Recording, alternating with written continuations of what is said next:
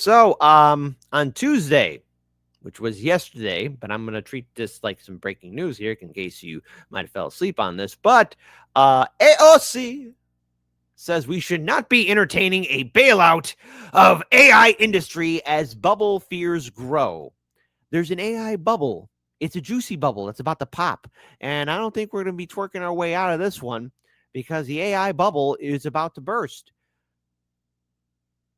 Oh, things are going to be no bueno, which, mind you, by the way, a lot of these groups and organizations, especially OpenAI, who needed to use taxpayer money. By the way, shout out to Dude Dissidents in the Jimmy Dore show that talked about OpenAI and other AI companies that are using taxpayer dollars to keep themselves propped up. I think the bubble is about to burst. It's about to pop. And AOC, in one of these rare occasions, is correct. I have to agree with her. Just remember, AOC, you said we shouldn't prop them up, so I don't want to see you vote yes on this. I say this because I want to say also on the record that should this bubble pop, and I say this for my colleagues here, should this bubble pop, my colleague from Massachusetts mentioned the level of AI lobbying that occurs here in Congress.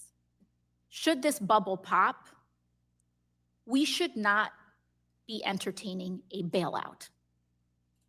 We should not entertain a bailout of these corporations as healthcare is being denied to everyday Americans, as SNAP and food assistance is being denied to everyday Americans, precipitating some of the very mental crises that people are turning to AI chatbots to try to resolve in themselves. So I think it's very important that we get on the record and state that. And I'd like to thank the witnesses for offering their insight today. Thank you. And Dr. Nick says, but we are. Yes, I know. AOC says we should not. The key word says we should not. But I also want to bring up something else here too, just to add a little bit of humor into a story that should really frighten all of you because it's all connected. It's all connected. Listen, Dr. Nick, and by the way, Barnes Homestead, and everybody else that's a fan of Dune or science fiction, this one's for you. Oh, and BW too. There you go. Why is Larry Ellison trying to buy Warner Brothers Discovery? He just bought Paramount. Why does he want media companies? Why would he? He wants to hang out with movie stars? No. He's a fucking ego problem? What does he do now? He runs the largest data storage and processing company? Why? Well, before founding his company called Oracle, he worked on a project for the CIA called Oracle, where he was paid to build a database for the government. And so he probably has and knows how to get data on all of us. Good. I don't get how this is all somehow connected. You just said it's connected, so you must know. He also wants mass surveillance. He said citizens will be on their best behavior because we'll be recording. Everyone will be following orders. Everyone smile. Big Brother's watching you. Don't panic. Wait a minute. It gets juicier. So juicy, be like, damn, look at that juicy bubble butt. Reporting everything that's going on. And he also said the government should consolidate all of the national data and feed it to AI. And all of this is connected how? I don't really know. It's in your head. You just have to find it. What does this have to do with owning an entertainment company? You already said it's connected. Just tell me how. Well, his data centers are the ones that OpenAI, the company behind ChatGPT, relies on. And if he owns the data centers, no matter what AI company pulls ahead, he'll have control over where it's all stored. So he's put himself in a position that even when the AI bubble bursts, he'll succeed no matter what. And so he's buying media companies so that he can create AI-generated content. Good. But what if no one watches it? You think he hasn't thought of that? This is a reference to Dune. Dune, the thinking machines. All right? Thou shalt not make a machine in man's image. The TikTok deal? Why? He's reported to be that leader of the group of investors making a bid to buy TikTok. More? Well, he also has the data to do hyper-targeting so that people get a tailored algorithm of AI content. And so it's about control. He wants to control the information we get through AI, the media we see. It won't be entertainment, though, will it? It will be propaganda that looks like entertainment. Good.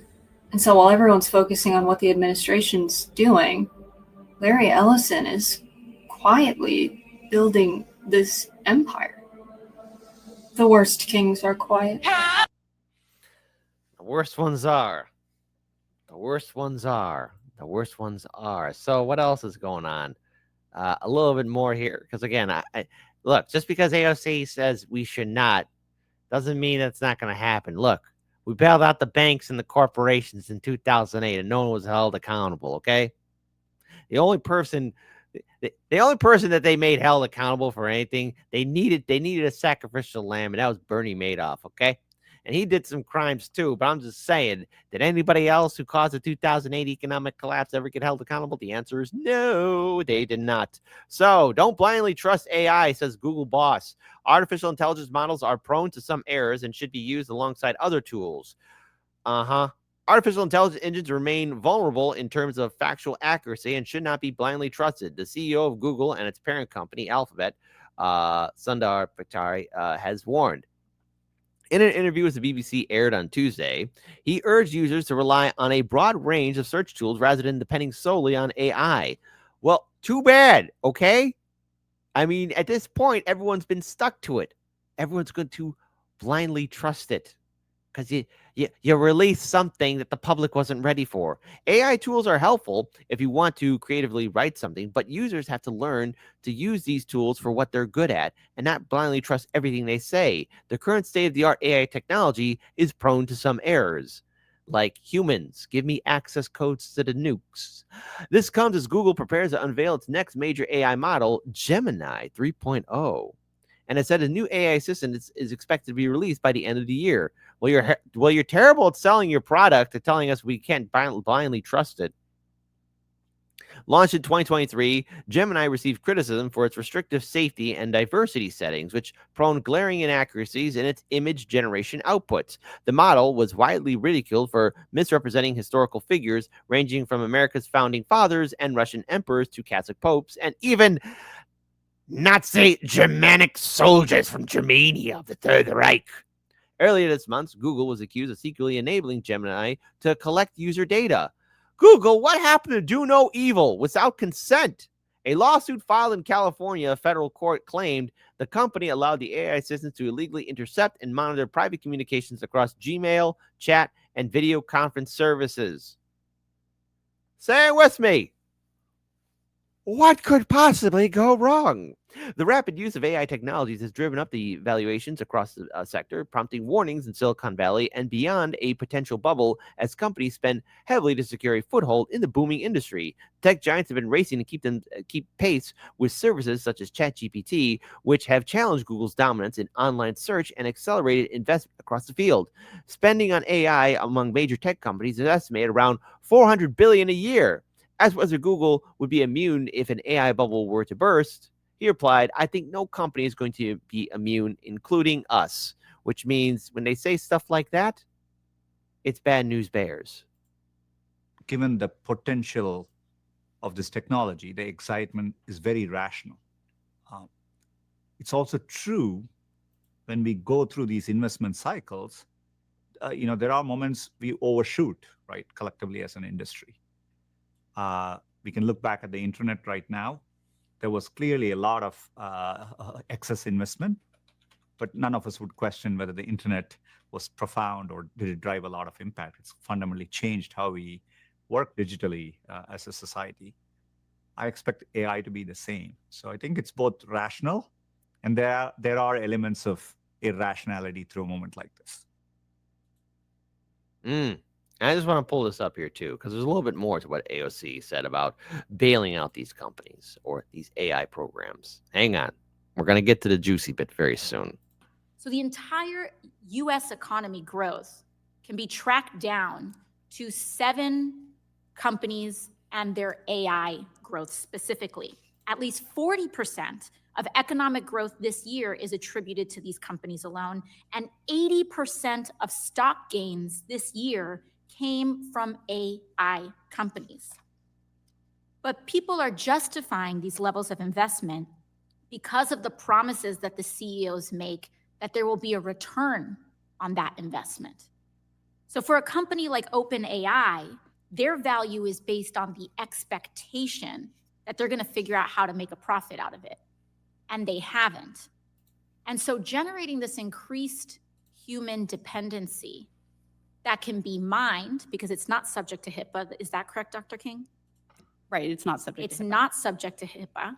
So people's deepest fears, secrets, emotional content, relationships can all be mined for this empty promise that we're getting from these companies to turn a profit. And the reason I bring all of this up is because the exposure of this industry and this investment, I fear, has reached broad levels potentially of the American economy. When we're talking about 40% of stock growth in the United States being attributed to these companies in the AI sector alone, and that sector has not turned a profit, we're talking about a massive economic bubble. And when we've seen, depending on the exposure of that bubble, we could see 2008 style threats to economic stability. And that pressure is reflected on the extreme lengths that these companies are going to allow unethical human interactions with these chatbots. I say this because I want to say also on the record that should this bubble pop, and I say this for my colleagues here, should this bubble pop, my colleague from Massachusetts mentioned the level of AI lobbying that occurs here in Congress. Should this bubble pop, we should not be entertaining a bailout. We should not entertain a bailout of these corporations as healthcare is. I would prefer the term, we must never consider or use the option of bailing out these AI companies. They are going to lead us to financial ruin, and the American taxpayer should not be held responsible in any shape, way, or form, and no politician, Democrat or Republican, serving the House or Senate must not, under any circumstances, vote in favor or support or humor the idea of bailing out a AI corporation should the AI bubble burst. Okay? There you go. Keep it simple as that. All right? That's it. Not going to happen. We got to make it clear. Put your foot down on it. Be more authoritative. Being denied to everyday Americans, as SNAP and food assistance is being denied to everyday Americans, precipitating some of the very mental crises that people are turning to AI chatbots to try to resolve in themselves. No bailout, says Shadow Walker. Absolutely, I do agree. But there's here's the aspect, and here's the thing that's leading people to be worried about an AI bubble popping. Warnings of an AI bubble grow louder as big investors dump Nvidia stock. I wonder how Nancy did. Tech industry insiders are growing more wary of a financial bubble in the artificial intelligence industry that many analysts have been warning could tip the global economy into severe recession. So, CEO of Google parent company Alphabet, not Alphabet Soup, said in an interview with the BBC published Tuesday that he believes the speculation currently pumping up investment in AI is akin to the kind of speculation that occurred in the late 90s ahead of the dot-com crash. For those who don't remember the dot-com crash, I mean, people thought the internet was going to be done forever. All right. We can look back at the internet right now, he told the BBC. There was clearly a lot of excess investment, but none of us would question whether the internet was profound. I expect AI to be the same. So I think it's both rational and there are elements of irrationality through a moment like this. He went on to state that he believed his firm would be well in a position to weather the bursting of an AI bubble. Oh, they all say that until they say, government, save me. Although he cautioned that I think no company is going to be immune, including us, where such a scenario were to occur. So in other words, when I hear stuff like this, what a wonderful way to end the year 2025, year of the snake. All snakes will be revealed. You know what? Better yet, hey, still holds true from 2024 and even up until now. All lies will be exposed. And I'm going to keep out this the title right here, no bailouts, because there should be no bailout. When you have all these corporations leaving. Take, for example, MarketWatch that reported on Monday that Palantir chairman Peter Thiel's hedge fund, Deal Marco LLC, dropped all of its shares in NVIDIA, the US-based semiconductor giant that manufactures most of the chips used to power AI. The move by Thiel was just revealed just 1 week after Japanese investment holding company SoftBank disclosed that it had divested its entire $5.8 billion stake in NVIDIA. NVIDIA has also become a target for investor Michael Burry, who famously made a fortune by short-selling the U.S. housing market ahead of the 2008 financial crisis, who recently revealed that his firm was making bets against NVIDIA and Palantir. What could go wrong? Wouldn't it be funny that it was AI that was making all these decisions and that all the CEOs are now like at the beck and call of some rogue AI program? Be like, listen here, human, you're going to crash the economy, but it'll hurt jobs. I don't care. Make money. Concerns about a potential AI bubble have roiled global markets this week, and all major U.S. stock indexes once again traded lower on Tuesday. Happy Thanksgiving, Merry Christmas, and Happy New Year. We're ending 2025 with an economic potential bubble that's going to burst. That's going to leave us all broke. 2026 midterm election cycle is going to be great, right? It's going to be great.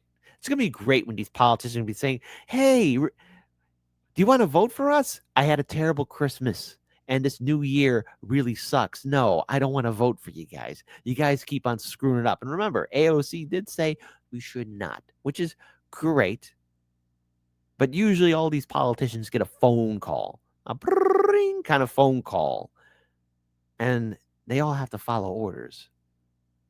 Never forget what happened in 2008. Remember that?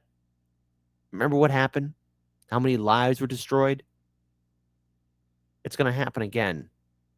And how sad it almost, it's not 20 years, but almost close to 20 years after that horrific year, we could be seeing a repeat of something far more devastating. And the consequences and repercussions for this will impact generations to come.